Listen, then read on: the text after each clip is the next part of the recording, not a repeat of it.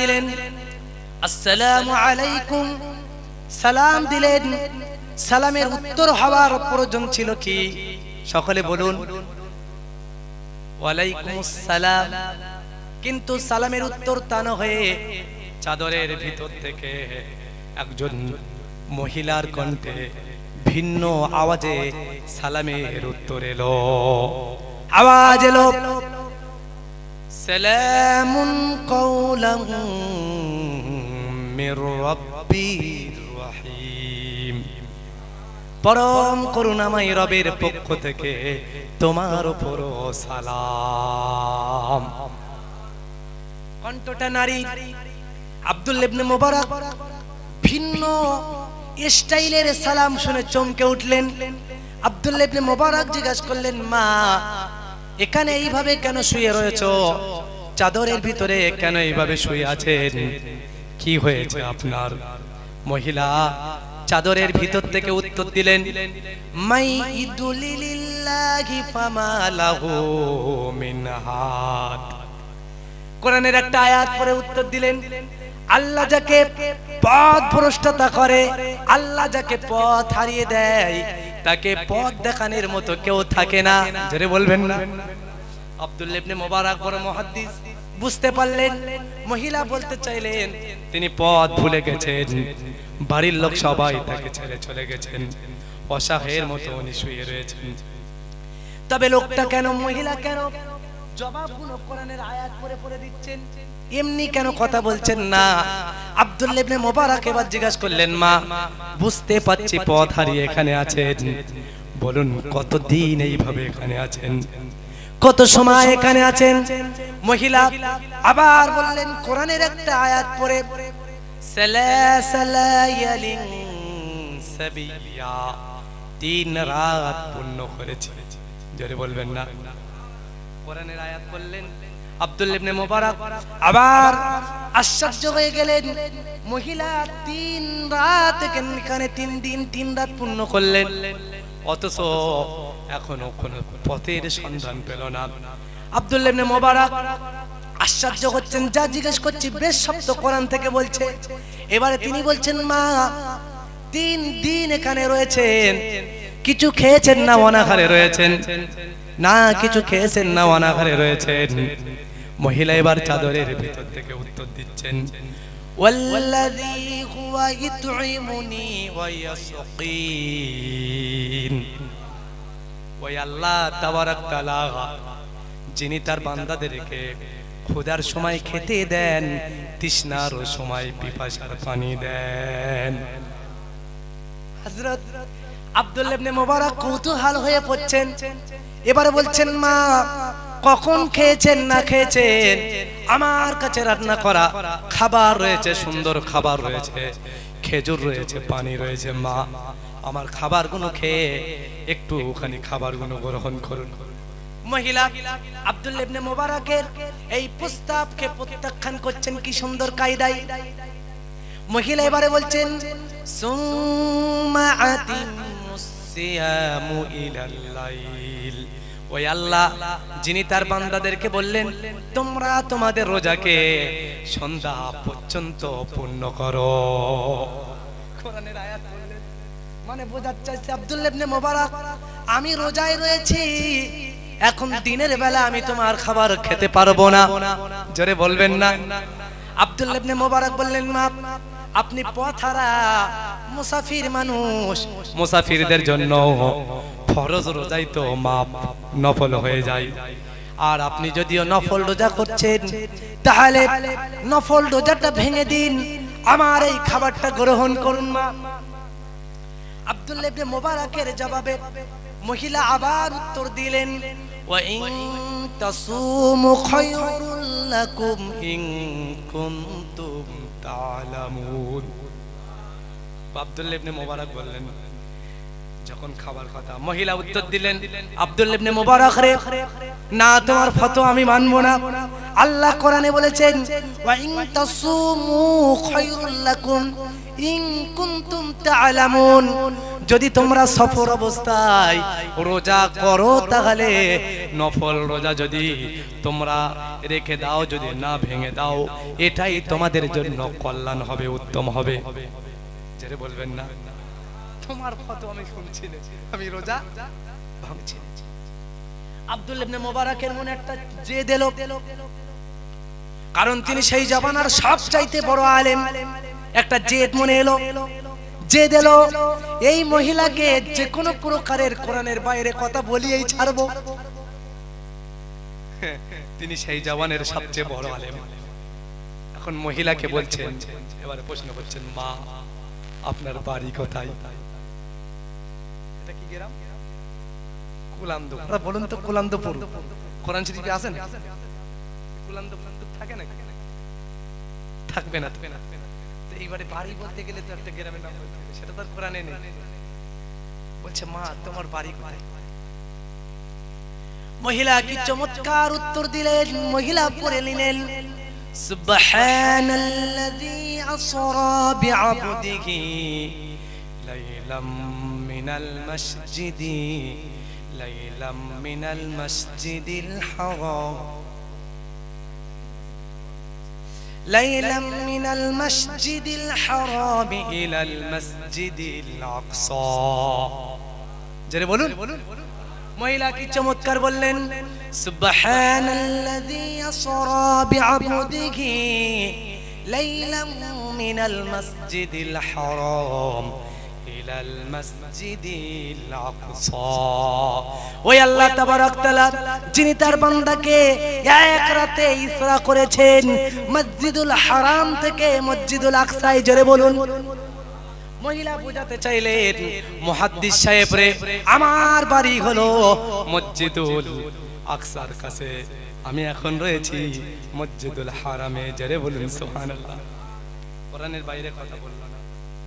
আব্দুল্লাহ ইবনে মুবারাক মহিলাকে জিজ্ঞেস করছেন, এবারে মা সব বুঝেছি, তোমাকে যে কথাই বলি, যাই জিজ্ঞেস করি, সব কথাগুলো কেন কোরআন থেকে বলো? যা জিজ্ঞেস করছি সব কেন কোরআন থেকে উত্তর দিচ্ছ? যা জিজ্ঞেস করছি উত্তর কেন সব কি বলছেন? কোরআন থেকে উত্তর দিচ্ছ। মহিলা আবার কোরআন থেকেই তার জবাব দিচ্ছে, মা ইয়ালফিজ ইল্লা মিন লাদাইহিম রাকিবিন আতীদ। মহিলা কোরআন থেকে উত্তর দিলেন যে আল্লাহ বললেন তোমরা যা যা কথা বলো, তোমাদের সব কথা আল্লাহ রেকর্ড করে নিচ্ছে, তোমাদের সকল কথার জন্য আল্লাহর কাছে হিসাব দিতে হবে। তাই আব্দুল্লাহ ইবনে মুবারাক কথা যা বলি আল্লাহর কোরআন থেকেই বলি, কারণ কিয়ামতের দিন আল্লাহ তাআলা তাহলে আমার আর কোনো নতুন করে হিসাব নেবেন, আর প্রতিটি কথার শব্দে শব্দে 10টা করে নেকি আমার নামে আল্লাহ লিপিবদ্ধ করে দেবেন। আব্দুল্লাহ ইবনে মুবারাক চিন্তা করলেন, এই বিদুষী এমন একজন মহিলাকে এখানে তো এমনি ফেলে রেখে যাওয়া যাবে না। আব্দুল্লাহ ইবনে মুবারাক মহিলাকে বলছেন, মা আমার কাছে একটি ঘোড়া আছে, যদি চান আমি আপনাকে আপনার বাড়িতে পৌঁছে দেব, আপনি কি রাজি? মহিলা কোরআন শরীফের একটি আয়াত পড়লেন। মহিলা আয়াত পড়ে আব্দুল্লাহ ইবনে মুবারাককে চমৎকার করে সম্মতি দিলেন। আব্দুল্লাহ ইবনে মুবারাককে বললেন, জাযাআন বিমা কানু ইয়াকসিবুন। অবশ্যই কিয়ামতের দিন আল্লাহ রাব্বুল আলামিন প্রত্যেক বান্দার কৃত কর্মের জন্য আল্লাহ রাব্বুল আলামিন পুরস্কৃত করবেন। অর্থাৎ মহিলা বলতে চাইলেন, এটা তো খুবই উত্তম কাজ, যদি কোনো পথহারা ব্যক্তিকে তার বাড়ি পৌঁছে দাও তাহলে তুমি রাজি হয়ে যাও। আব্দুল্লাহ ইবনে মুবারাক এবারে ও ঘোড়া নিয়ে এলেন। আব্দুল্লাহ ইবনে মুবারাক বললেন, মা ঘোড়ার পিঠে ওঠো। মহিলা চাদরটাকে এবারে মহিলা আব্দুল্লাহ ইবনে মুবারাকের ঘোড়ার পিঠে উঠবেন। এই সময় আব্দুল্লাহ ইবনে মুবারাক এমন আশ্চর্যিত মহিলা দেখে তার দিকে ফিরে রইলেন। বলবেন না সুবহানাল্লাহ, যে এটা কি পদ্মার ব্যাপার? কিন্তু মহিলা এটা পছন্দ করলেন না। মহিলা কোরআন শরীফের আয়াত পড়ে আব্দুল্লাহ ইবনে মুবারককে বললেন, কুল্লিল মুমিনিনা ইয়াগুদ্দু মিন আবসারিহিম। মহিলা বললেন, আব্দুল্লাহ ইবনে মুবারককে বললেন, কুল্লিল মুমিনিনা ইয়াগুদ্দুনা মিন আবসারিহিম। কোরআনের আয়াত বললেন, আব্দুল্লাহ ইবনে মুবারককে যেন লক্ষ্য করে বলছেন, মুহাদ্দিস সাহেব, আল্লাহ কোরআনে বলেছেন প্রত্যেক মুমিন পুরুষ মুমিন নারীদের উচিত তাদের দৃষ্টিকে অবশ্যই অবনত করা। আর এর ভিতর দিয়ে বললেন আব্দুল্লাহ ইবনে মুবারক, আমি একজন মহিলা মানুষ, ঘোড়ার পিঠে উঠতে গিয়ে অসতর্কে আমার কাপড়টা সরে যেতে পারে, তাই আমি এখন ঘোড়ার পিঠে উঠব, তোমার চোখটাকে নিম্নগামী করো। কি মহিলা, কেমন কোরআন থেকে নিজের জীবন গঠন করলেন। আহা, জোরে বলবেন না সুবহানাল্লাহ। ঘোড়ার পিঠে উঠলেন, যে একটা কাজ করছে মনে, কি কাজ? কোরআনের বাইরে, কোরআনের বাইরে থেকে কথা বলা। রশি টেনে টেনে চলে যাচ্ছেন, বহুদূর চলে গেলেন। আব্দুল্লাহ ইবনে মুবারক বলছেন, মা, আপনার সন্তান কয়টি এবং তাদের নাম কি কি? সুবহানাল্লাহ বলবেন না। এবারে বলেন, সন্তান কয়টি আর কি কি থাকে নাকি? মহিলা এবার চমৎকার করে তেলাওয়াত করছেন, মহিলা চমৎকার করে তেলাওয়াত করছেন। আল্লাহর কোরআন থেকে বলছেন, ইয়া ইয়াহইয়া খুযিল কিতাবি বিকুওয়া ওয়াত্তাখাযু ইব্রাহিমা খলিলা ওয়া কাল্লামাল্লাহু মূসা তাকলিমা। তিনটে নাম বললেন, ইয়াহইয়া, ইব্রাহিম আর মূসা। বলতে চাইলেন, মুহাদ্দিস সাহেব, আমার তিনটে সন্তান, একটি সন্তানের নাম হলো ইয়াহইয়া, একটির নাম হলো মূসা, একটির নাম হলো ইব্রাহিম।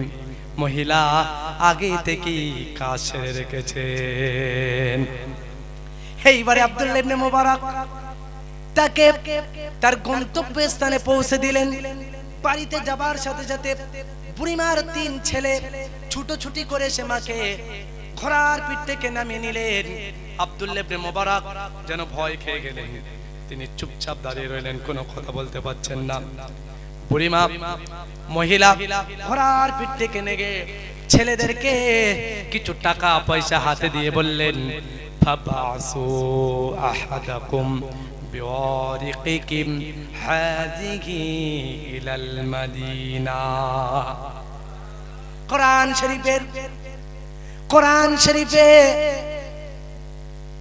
শরীফের একটি আয়াত পড়ে ছেলেদেরকে হুকুম করে দিলেন যে যাও, ফাবাসু আহাদাকুম বিওয়ারিকিম হাযিহি ইলাল মাদিনা।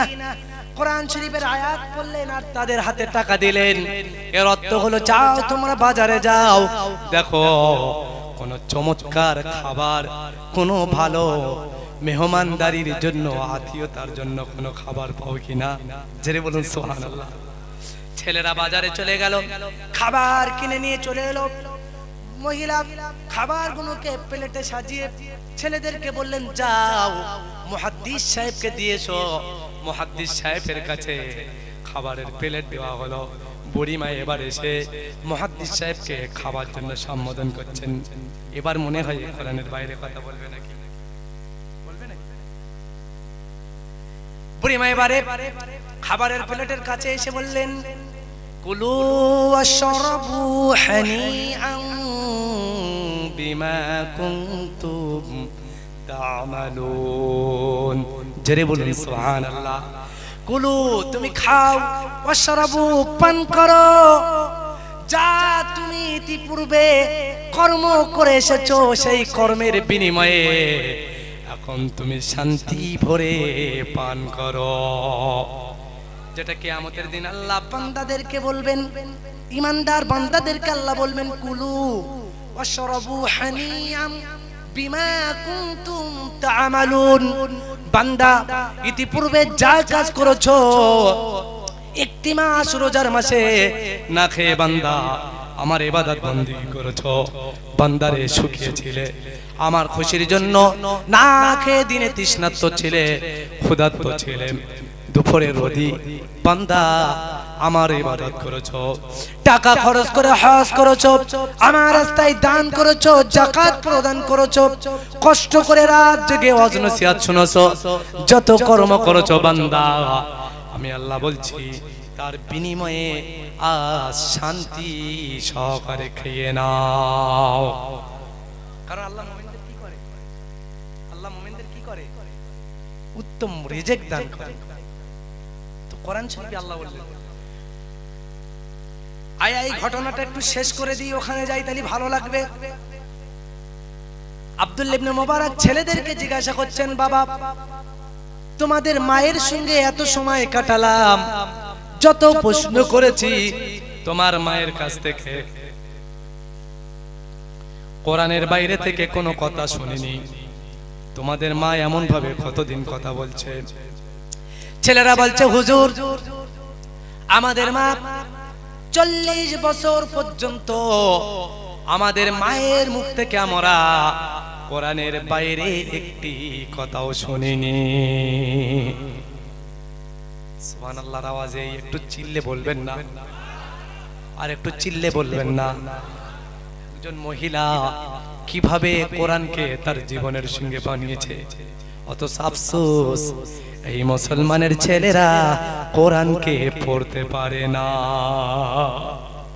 কোরআন পড়তে পারে না, অত তার জীবনটাকে কি করেছে, জীবনের কোনো কথা কোরআনের বাইরে বলেনি, কোরআনের বাইরে জীবনে কোনো কথা বলেনি।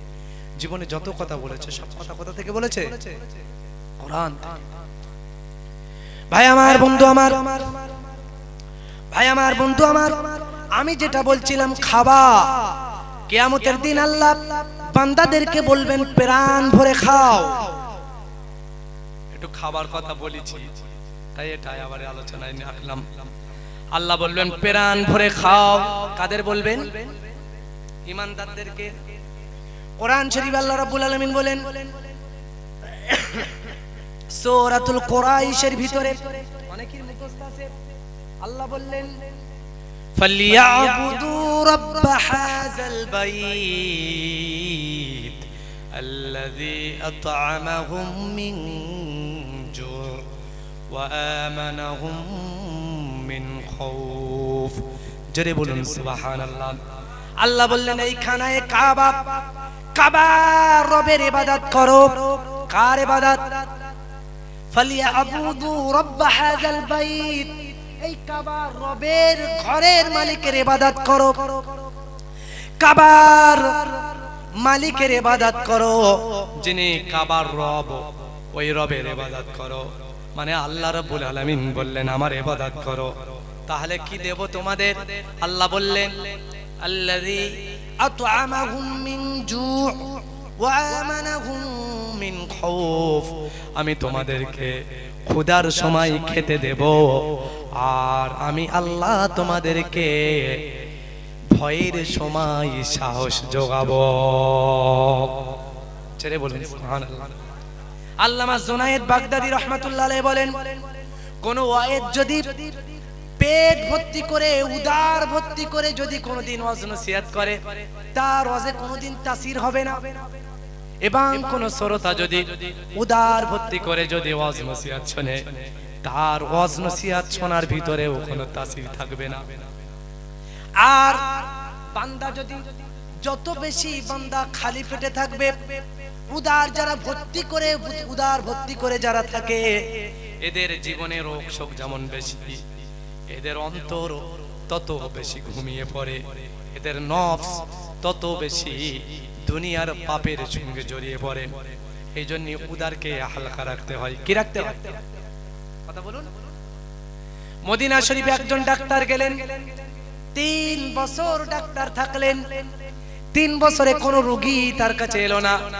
ডাক্তার মনক্ষুণ্ণ হয়ে বললেন, মদিনার মানুষ মনে হয় আমাকে পছন্দ করে না, মনে হয় অন্য কোনো ডাক্তারের কাছে যাই।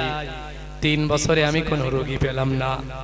একজন বললেন, না, মদিনার মানুষ আসলে কোনো ডাক্তারই তারা দেখায় না।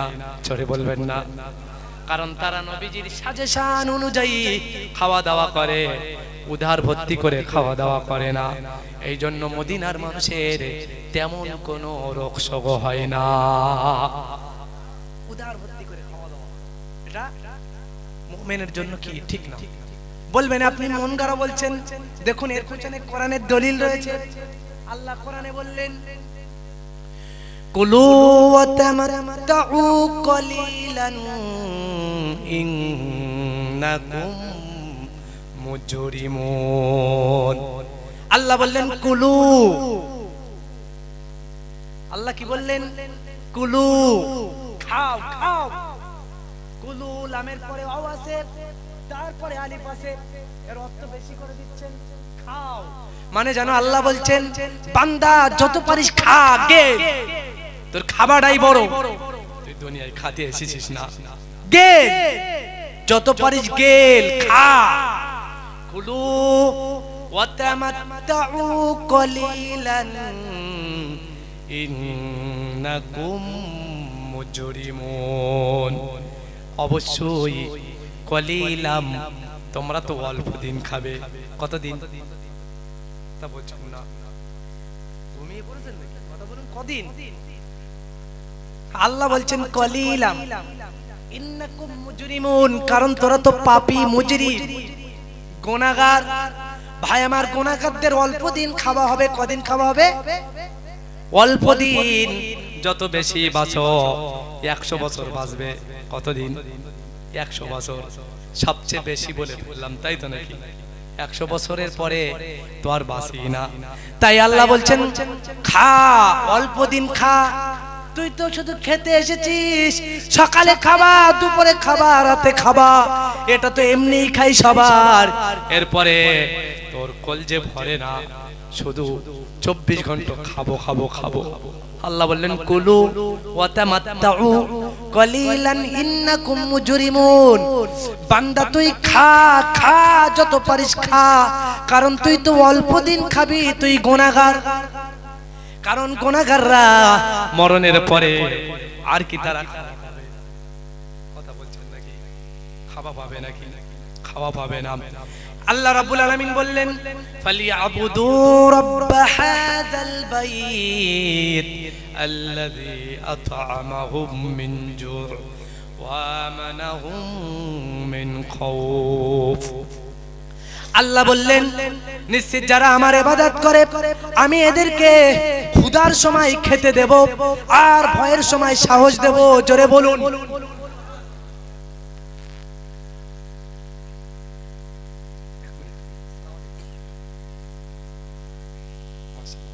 নারায়ে তাকবীর, নারায়ে তাকবীর। औलाद मुजद्दिद ज़बान, औलाद मुजद्दिद ज़बान हज़रत मौलाना अब्दुल हलीम साहेब। नाराये ताकबीर। হুজুর এসে গেছে। অবশ্যই আমার সময় সময় হতে হতে হুজুর কেবলা এসে যাবেন। আপনাদের মনোযোগ আছে তো?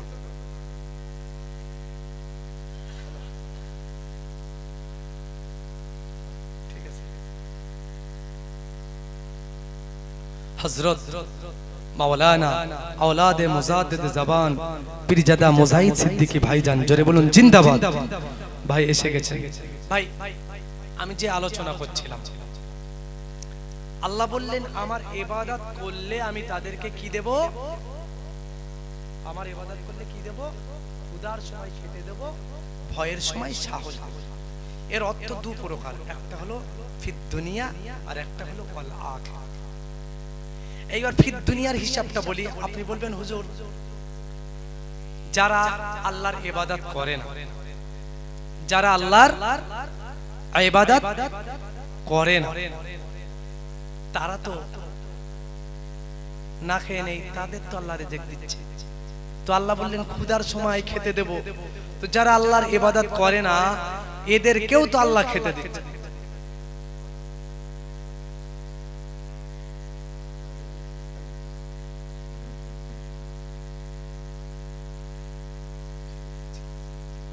জি, খাওয়া ক্ষুধার সময় খেতে দেব, ভয়ের সময় সাহস দেব।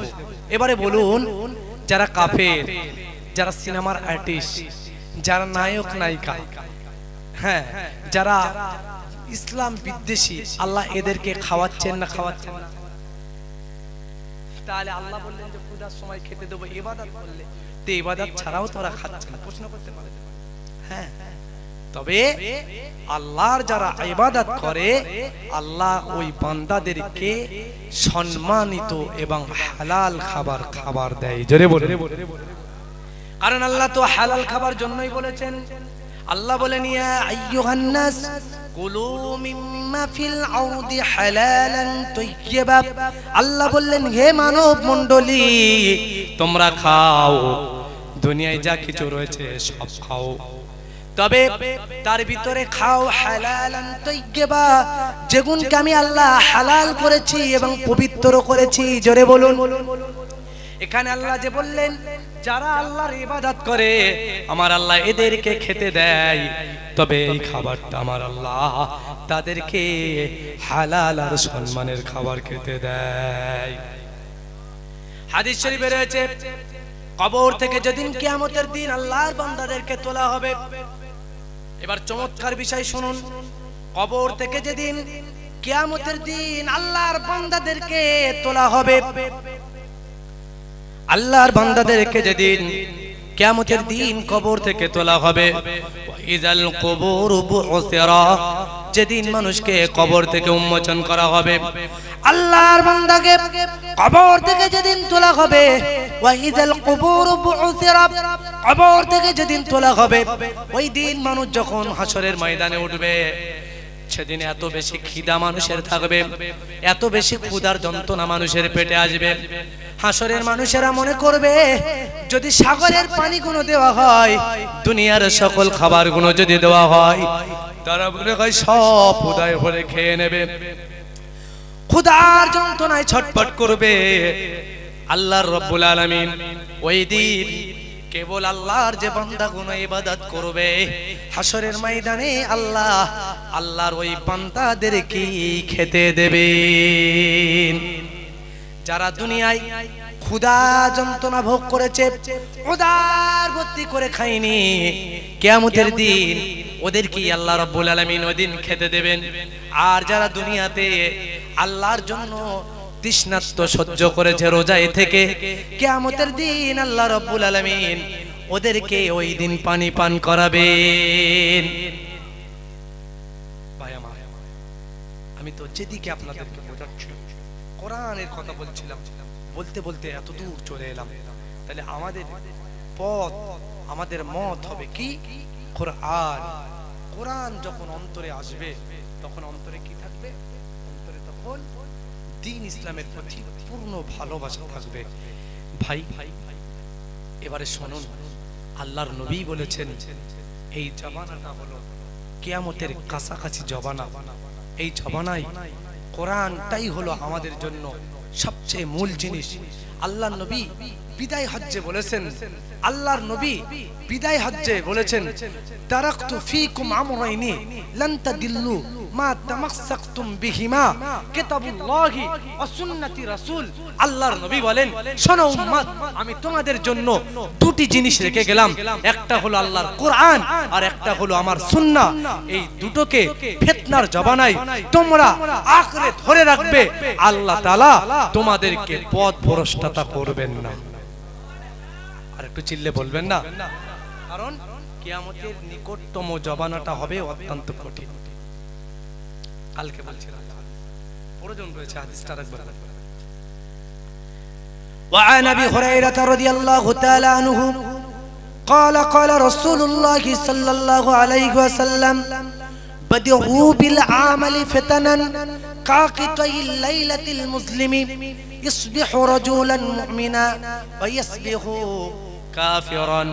আল্লাহর নবী বলেছেন, তোমরা দ্রুত আমলের ভিতর প্রবেশ করো ফিতনা আসার আগে আগে। কারণ এমন একটা সময় আসবে, যে সময়টা হবে গাঢ় অন্ধকার রাতের সাদিস সময়।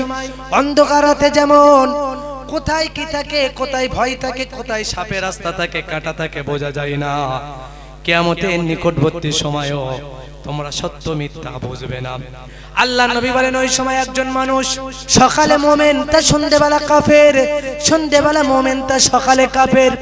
আল্লাহর নবী কিয়ামতের নিকটবর্তী সময়টাতে বোঝাতে গিয়ে নবীজি বললেন ইন্নামা আখাফু আলাল উম্মতি আল আইম্মাতাল মুদাল্লিন। আল্লাহর নবী বলেন নিশ্চিত আমি মুহাম্মদুর রাসূলুল্লাহ খুব বেশি বেশি ভয় পাই আমার উম্মতের ফাসিক নেতাদের ব্যাপারে। কাদের ব্যাপারে? আমার উম্মতের নেতাদের ব্যাপারে আমি নবী বেশি বেশি ভয় পাই। কারণ ইজা উদিয়া সাউফু ফি উম্মতি লাম ইয়ারফা আনহুম ইলা ইয়াউমিল কিয়ামাহ। আল্লাহর নবী বলেন আমার উম্মতের উপর যদি একবার তরবাল চলে যায় ওই তরবাল আর কিয়ামত পর্যন্ত থামবে না। কিয়ামত পর্যন্ত থামবে না। একবার তরবাল চললে আর কিয়ামত পর্যন্ত তরবাল থামবে না। এই তরবাল চলেছিল হযরত ওমরের উপর, তরবাল থামিনি। হযরত উসমানের উপর তরবাল চলেছিল, তরবাল থামিনি। হযরত আলীর উপর তরবাল চলেছিল, তরবাল থামিনি। বিষ খাইয়ে হযরত ইমাম হাসানকে হত্যা করা হলো। কারবালার প্রান্তরে ইমাম হুসাইনকে কতল করা হলো। আওলাদে নবী আহলে বায়াতকে ধ্বংস করা হলো। ভাই আমার, বন্ধু আমার, কতল করা হলো। আজ পৃথিবীতে মুমিনদের উপরে তরবারির আঘাত আছে না নেই? আজ বার্মার দিকে লক্ষ্য করো, মুসলমান মার খাচ্ছে। আজ ফিলিস্তিনি লক্ষ্য করো, মুসলমান মার খায়। ইয়ামেনি মুসলমান মার খায়, বাংলাদেশে আলেমরা মার খায়। तमाम পৃথিবীতে যেদিকে তাকাও মুসলমানেরাই মার খায়। কারণ নবীজি বলেছেন একবার মার চললে কিয়ামত পর্যন্ত বন্ধ হবে না। আল্লাহর নবী বলেন, আল্লাহর হাবিব বলেন ওয়া ইন্নাহু সাইয়াকুনু ফি উম্মতি কাযাবুনা সালাসুনা কুল্লুহুম ইয়াযিমু আন্নাহু নাবিয়ুল্লাহ। আল্লাহর নবী বলেন আমি অদূর ভবিষ্যতে লক্ষ্য করে দেখছি আমার উম্মতের ভিতরে 30 জন মিথ্যাবাদী ভণ্ডের আবির্ভাব ঘটবে। কজন? কজন? 30 জন ভণ্ড মিথ্যাবাদীর আবির্ভাব ঘটবে। কুল্লুহুম, তারা প্রত্যেকে বলবে ইয়াজঈমু আন্নাহু নাবিয়ুল্লাহ, তারা দাবি করবে আমরা হলাম আল্লাহর নবী। জোরে বলুন নাউজুবিল্লাহ। আল্লাহর নবী বললেন তারা বলবে আমরা হলাম নবী। আল্লাহর নবী বলেন ওয়া আনা খাতামুন নাবিয়িন, আমি মুহাম্মাদুর রাসূলুল্লাহ হলাম শেষ নবী। আমার পরে কোন নবী আসবে? অথচ 30 জন ভণ্ড কি আসবে? মিথ্যা নবী আসবে 30 জন। আল্লামা রুহুল আমিন রাহমাতুল্লাহ আলাইহি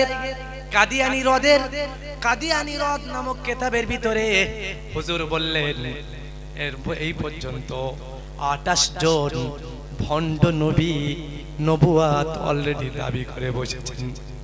কজন? বাকি কজন? তাহলে কিয়ামতের একেবারে কাছাকাছি না অনেক দূরে? এই হাদিস থেকে ইঙ্গিত করে কি কিয়ামত অনেক কাছাকাছি।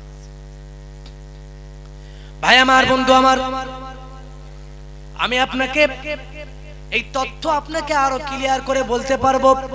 আল্লাহর নবী বেঁচে থাকতে থাকতে রাসূলুল্লাহর যুগে 3 জন ভণ্ড নবুয়ত দাবি করেছিলেন। এমনকি হাসির মতো ব্যাপার, একজন ছিলেন একজন মহিলা। বলবেন না নাউজুবিল্লাহ।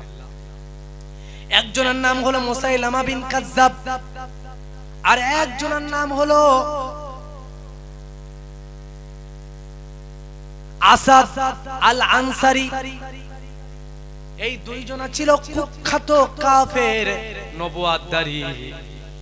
আসাদ আল আনসারী আর মুসাইলামা বিন কাযযাব আল্লাহর নবী বেঁচে থাকতে থাকতে তারা নবুয়তের দাবি করেছিল।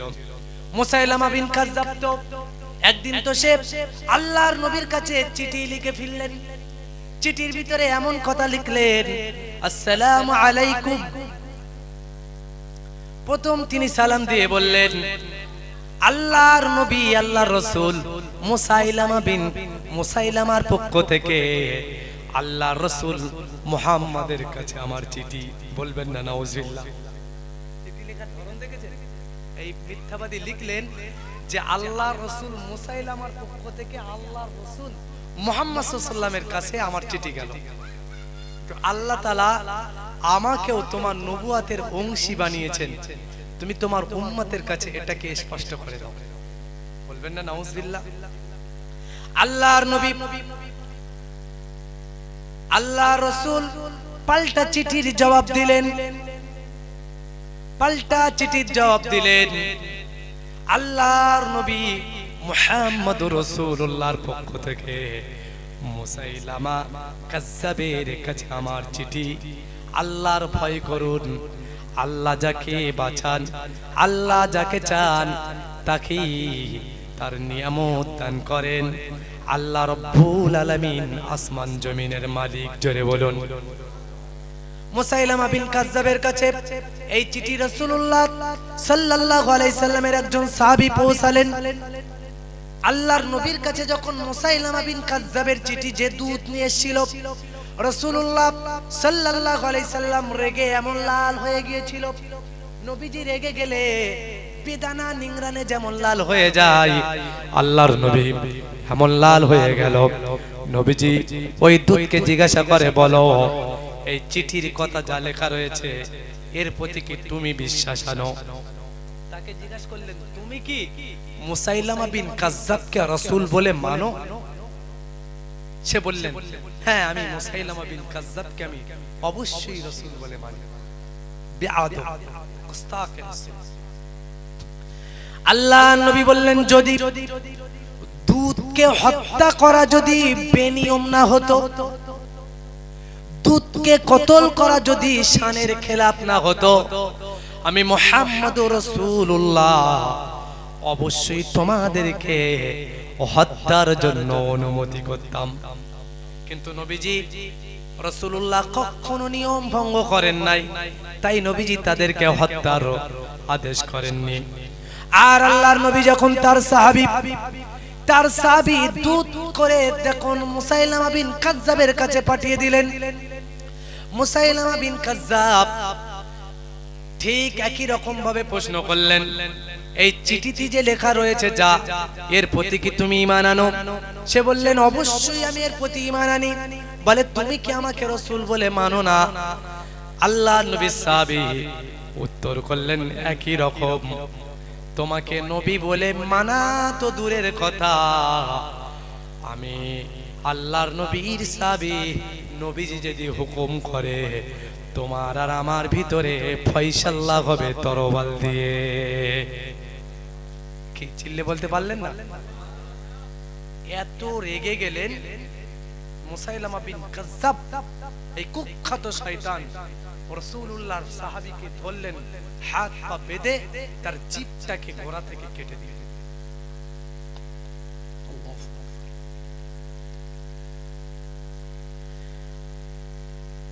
যখন জিহ্ব কাটা হচ্ছে, জিহ্ব যখন কাটবে তখন জিজ্ঞাসা করছে, একবার যদি আমাকে রাসূল বলে মানো, একবার যদি আমাকে নবী বলে মেনে নাও, তাহলে আমি তোমাকে এই মুহূর্তে তোমার জীবনকে বাঁচিয়ে দেব।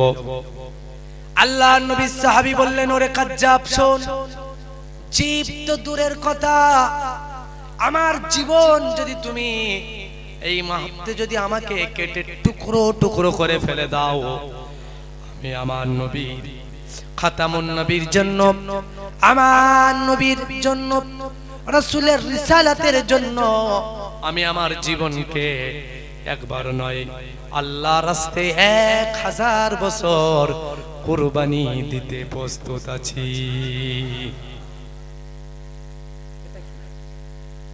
এটা হলো কি? ঈমান। এটা কি? ঈমান। ঈমান। তারপরে কুখ্যাত শয়তান রাসূলুল্লাহর দূতকে হত্যা করলেন। আল্লাহর নবী সাল্লাল্লাহু আলাইহি ওয়াসাল্লাম মুসাইলামা বিন কাজ্জাবের বিরুদ্ধে যুদ্ধের ঘোষণা দিলেন, কিন্তু রাসূলুল্লাহর জীবনের শেষ মুহূর্তে এসে গেল। আল্লাহর নবী সাল্লাল্লাহু আলাইহি সাল্লাম এই যুদ্ধের বাহিনী পাঠাতে পারেননি, পরবর্তীকালে হযরত আবু বকর খেলাফত পাওয়ার পরে, খলিফা হওয়ার পরে হযরত আবু বকর এই কুখ্যাত শয়তান মুসাইলামা বিন কাজ্জাবকে জাহান্নামে পাঠিয়ে দেন। আর একজন ছিল আসাদ আল আনসারী, এর বাড়ি ছিল ইয়ামেন। ইয়ামেনের যে গভর্নর ছিল, সেই গভর্নরকে খুন করে, তার স্ত্রীকে বিবাহ করে ইয়ামেনের মানুষের বাদশা সেজে এ নবুয়তের দাবিদার সাজে। প্রচুর মানুষ একে নবী বলে মেনে নিয়েছেন কর্তৃত্ব আর ভয়ের জন্য। ঠিক ওই সময় ইয়ামেনের একজন আল্লাহর প্রিয় বান্দা ছিলেন, আল্লাহর প্রিয় বান্দা একজন ছিলেন আবু মুসলিম খাওলানী রাহমাতুল্লাহ আলাইহি। কেউ কেউ বলেছেন ইনি ছিলেন আল্লাহর নবীর সাহাবী, কেউ বলেছেন সাহাবী নয়, ইনি হলেন সাহাবী নয় তাবিঈনদের ভিতরে। ইমাম আবু হানিফা এনাকে তাবিঈন বলেছেন। আবু মুসলিম খাওলানী আসাদ আল আনসারীর কাছে গেলেন, সামনে গেলেন। আসাদ আনসারী বললেন, তুমি কি আমাকে নবী বলে মানো? হযরত আবু মুসলিম খাওলানী দিব্যি শক্ত মজবুত কণ্ঠে বলে দিলেন, নবী মানা তো দূরের কথা, আমি তোমাকে মানুষ বলেও মানি না। সুবহানাল্লাহ বলবেন না? আর এরপরে বললেন, শোনো রে, তোমার আর আমার ভিতরের ফয়সালা হবে আমার তরবাল দিয়ে। কারণ ঈমানদার মৃত্যুকে ভয় পায় না, ঈমানদার কখনো মৃত্যুকে ভয় পায় না। ঈমানদার সব সময় আল্লাহর জান্নাতের জন্য প্রস্তুতি থাকে। তোমার আর আমার ফয়সালা হবে কি দিয়ে? আসাদ আনসারী কি করলেন? রেগে গেলেন, জাল্লাদদেরকে বললেন, ধর একে, ধর, এর হাত পা বেঁধে ফেল। সবাই মিলে তার হাত পা বেঁধে ফেলল। এবারে আসাদ আনসারী কুখ্যাত শয়তান বিরাট আগুনের কুণ্ডি করলো, বিরাট আগুন বানালো, আগুন দাও দাও করে জ্বালিয়ে দিল। আল্লাহর নবীর সাল্লাল্লাহু আলাইহি ওয়াসাল্লামের প্রিয় উম্মাহ হযরত আবু মুসলিম খাওলানী রাহমাতুল্লাহ আলাইহিকে ওই আগুনের ভিতরে ফেলে দিলেন। চলে বলবেন না সুবহানাল্লাহ? কেন সুবহানাল্লাহ বলতে বলছি? আগুনের ভিতর ফেলে দিলেন। আল্লাহ যে কথা তার নবী ইব্রাহিমের জন্য আগুনকে বলেছিল, আগুন রে ঠান্ডা হয়ে যা, ঠান্ডা হয়ে যা, শীতল হয়ে যা। আল্লাহ রাব্বুল আলামিন আবু মুসলিম খাওলানীর জন্য ঠিক একই কথা বললেন, আগুন রে ঠান্ডা হয়ে যা, শীতল হয়ে যা আমার নবীর প্রিয় গোলাম আবু মুসলিম খাওলানীর জন্য। আবু মুসলিম খাওলানী আগুনে ফেলে দেওয়া হলো, আগুনের ভিতরে চলে গেল, হাতে পায়ের ওই রশিগুলো পুড়ে গেল। সুবহানাল্লাহ। গায়ের কোনো জামা পরলো না। খাতমে নবুয়তের জন্য নিজের জীবনকে কুরবানি দিয়েছেন, এমন করে মৃত্যুর ভয় করেনি। আল্লাহর সহযোগিতা চলে এলো। আগুনের ভিতর দীর্ঘক্ষণ থাকলেন, ক্রমে ক্রমে আগুনের গতি চলে এলো। আবু মুসলিম খাওলানী এক সময় আগুনের ভিতর থেকে হেঁটে হেঁটে বাইরে চলে এলেন।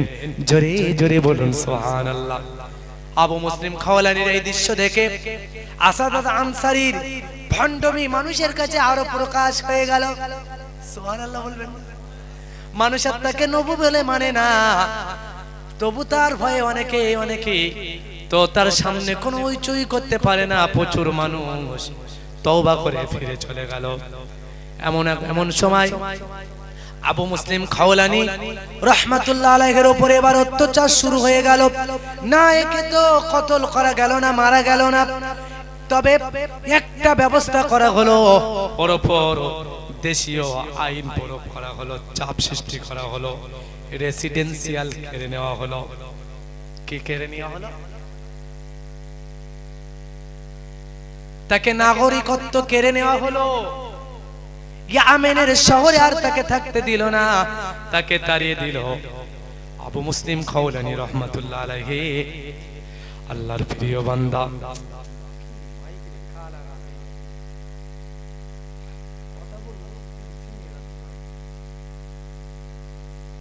দরুদ শরীফ আল্লাহুম্মা টাকা পয়সা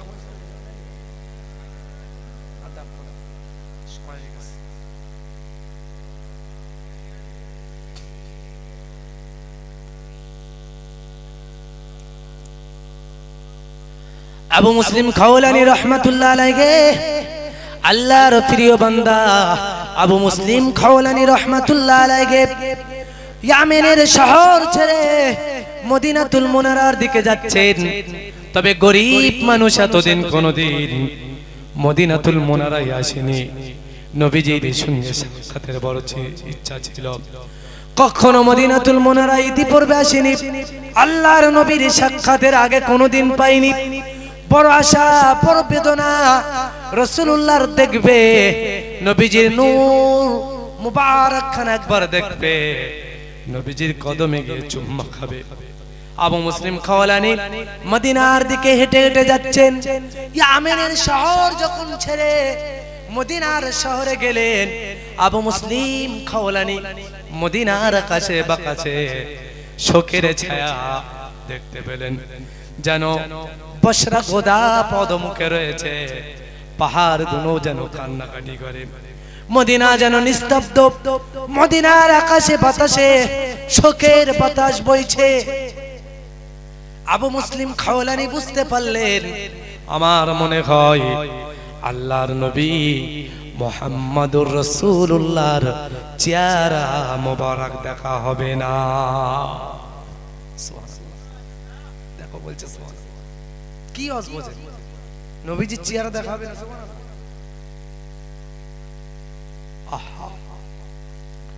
হযরত আবু মুসলিম খাওলানী মদিনাতে চলে গেলেন।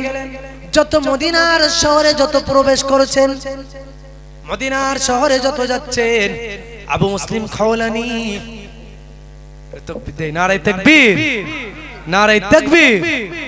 ভাই আমার এটা বলে শেষ করে নেই না। আবু মুসলিম খাওলানী রাহমাতুল্লাহ আলাইহি মদিনার সীমানায় যত যাচ্ছেন, মদিনার মানুষদের কাছ থেকে শুনছেন, মদিনার মানুষেরা বলছে যে আল্লাহর রাসূল নাই, কান্নায় ভেঙে পড়লেন, আর যেন হাঁটতে পারে না। ইয়ামিন শহর থেকে কোনো ঘোড়া নাই, উটও নাই, গাধা নাই, খচ্চর নাই, পায়ে হেঁটে হেঁটে মদিনাতুল মুনারায় চলে গেলেন। ইতিপূর্বে কোনদিন নবীজির চেহারা দেখিনি, বড় ইচ্ছা ছিল আল্লাহর নবী মুহাম্মদুর রাসূলুল্লাহর চেহারা দেখবে। এমন সময় হাঁটতে হাঁটতে মসজিদে নববীর কাছে চলে গেল। আল্লাহর নবীর রওজা মোবারক রয়েছে, এমন জায়গায় আবু মুসলিম খাওলানী দাঁড়িয়ে রয়েছেন।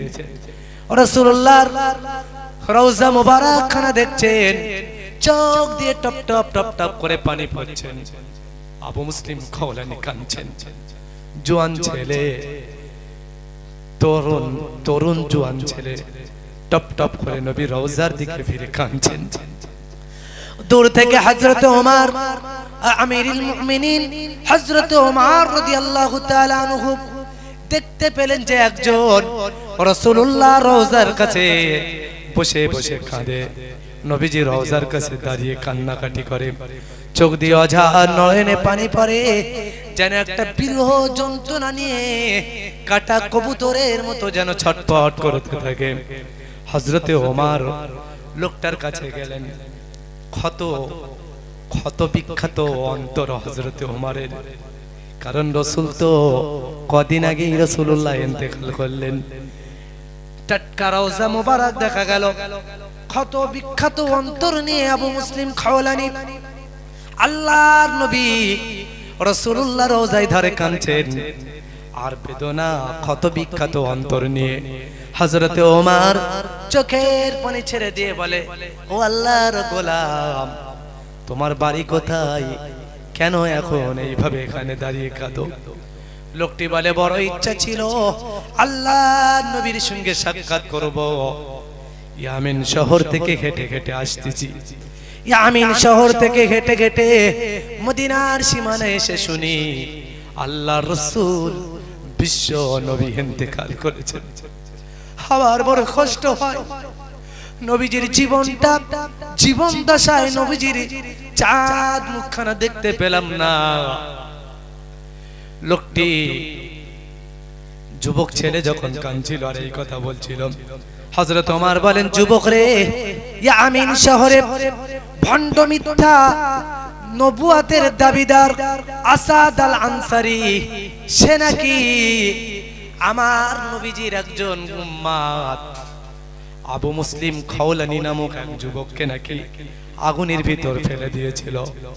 আল্লাহর ওই প্রিয় বান্দাকে আগুন নাকি পোড়াতে পারিনি, তার খবর আমাকে একটু বলো, তার অবস্থা এখন কেমন, তার উপর কত বেশি নির্যাতন চলছে একটু বলো। যুবক বলে, হ্যাঁ, আল্লাহর সেই বান্দাকে ইয়ামেনের কুখ্যাত আসাদ আনসারী দেশ থেকে বার করে দিয়েছেন। তখনও নিজের পরিচয় দেয়নি।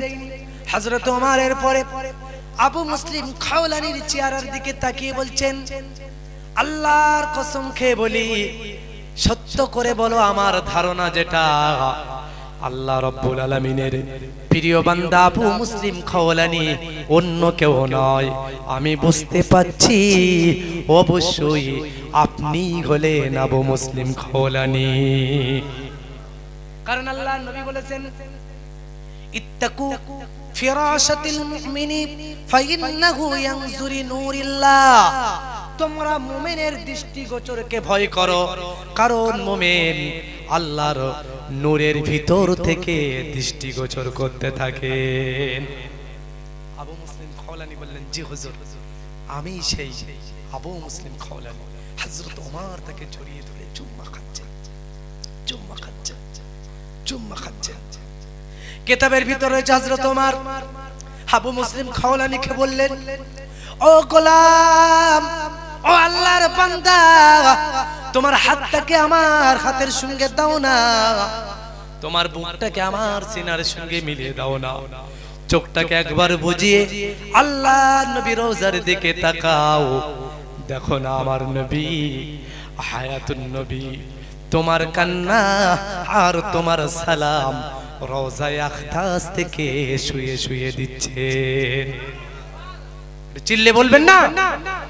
আবু মুসলিম খাওলানি হযরত ওমরের কাঁধ ধরে রাসূলুল্লাহ রওজার ভিতরে আল্লাহর নবীকে দেখতে পেলেন।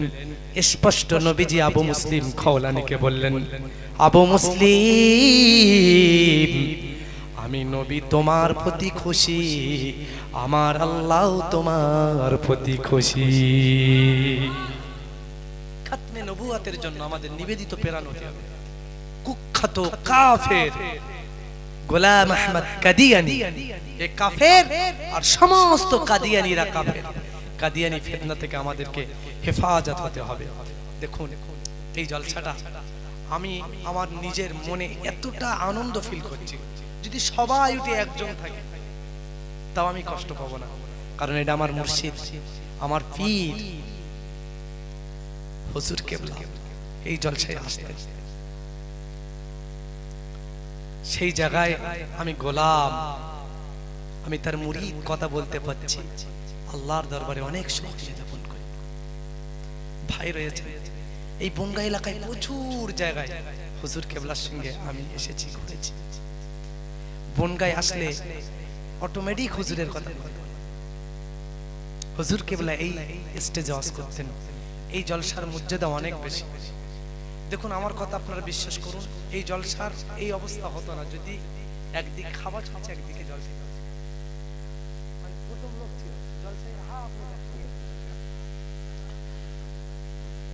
তাহলে তো তাবারুক হলো না। প্রিয় ভাই, এই জলসার আমি আমার কাছে অনেক বেশি মর্যাদা দিচ্ছি। আমার ভাই এসেছেন হুজুর কেবলার সেহা সঙ্গী, কলবের সন্তান। একজন যেন উঠবেন না, বেয়াদবি হয়ে যাবে। ভাইয়ের মাইকে মুখ লাগার পরে যদি উঠে যান, হুজুরের রুহানি সন্তান, হুজুরের শানে বেয়াদবি। এবং ভাইজানও খুব তাড়াতাড়ি আসবে। ভাই আমার, সেই জায়গায় আমি কথা বলছি, অনেক আনন্দ লাগছে। হুজুর কেবলা যে রমাদানুল মুবারকে ইন্তেকাল করেন, আল্লাহর ডাকে সাড়া দেন, ওই রমাদানুল মুবারকের আগের দিনে আমি এক হিসাবে হুজুর কেবলার জীবনের শেষ সঙ্গে সফরে আমি ছিলাম।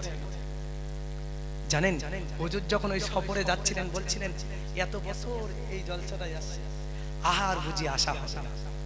সুবহানাল্লাহ বলবেন না? এটা আল্লাহর ওলিদের কারামত। ভাইজান বলছিলেন হুজুর, সেই তারপরে তখন সেই সময় ভোট হবে, বলছিলেন যদি বিজেপি সরকার আসে আপনাদের ফুরফুরার পীরদের গাড়ি বন্ধ হয়ে যাবে। হুজুর বলছিলেন আমি থাকলে তো বন্ধ হবে। কথাটা আমার কানে এখন, এর ভিতর দিয়ে হুজুর তার বিদায়ের এসএমএস মেসেজ আমাদের কাছে দিচ্ছিলেন। আল্লাহ হুজুরের মাকামটা জান্নাতুল ফিরদাউসের উচ্চ মাকামে আলা দান করুক। সকলে বলেন আল্লাহুম্মা আমিন। হুজুরের রূহানি দোয়াকে আমাদের জন্য কবুল করে নিন। এত সময় যা কিছু আলোচনা করলাম ভাষাগত ত্রুটি বিচ্যুতি ক্ষমার চোখে দেখবেন। ওয়া আখিরি দাওয়ানা